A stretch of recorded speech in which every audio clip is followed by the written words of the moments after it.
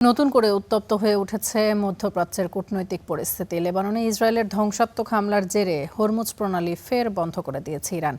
শনিবার এক বিবৃতিতে এই তথ্য জানিয়েছে দেশটির রাষ্ট্রীয় সংবাদ মাধ্যম। ইসরায়েলের পাশাপাশি যুক্তরাষ্ট্রকেও চুক্তি ভঙ্গের অভিযোগে অভিযুক্ত করেছে তারা। আগ্রাসন অব্যাহত থাকলে আরও কঠোর অবস্থানের কড়া হুঁশিয়ারি দিয়েছে তেহরান।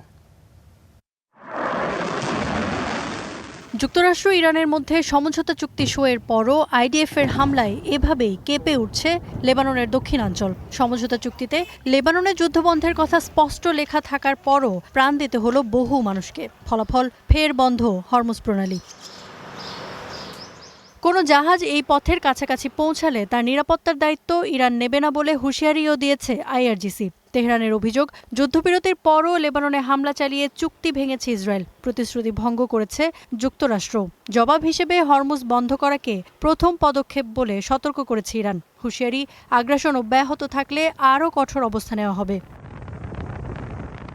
তবে ইরানের এই ঘোষণাকে সরাসরি চ্যালেঞ্জ করেছে যুক্তরাষ্ট্র। সেনকমের ভাষ্য, হরমুজ প্রণালীর নিয়ন্ত্রণ ইরানের হাতে নেই। তাদের দাবি, শনিবার অন্তত ৫৫টি বাণিজ্যিক জাহাজ নিরাপদে এই পথ অতিক্রম করেছে, যার মাধ্যমে বৈশ্বিক বাজারে পৌঁছেছে ১,৭০,০০,০০০ ব্যারেলেরও বেশি তেল।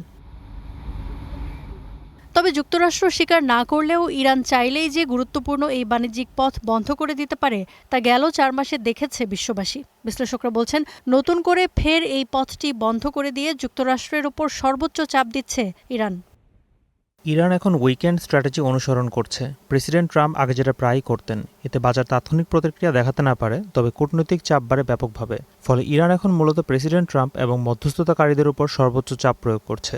লেবাননের যুদ্ধ বন্ধ হলেই কেবল হরমুজ প্রণালীতে নৌ চলাচল স্বাভাবিক হবে।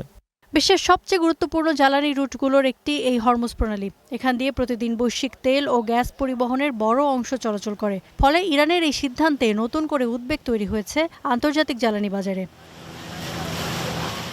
ইফাতিরা, স্টার নিউজ।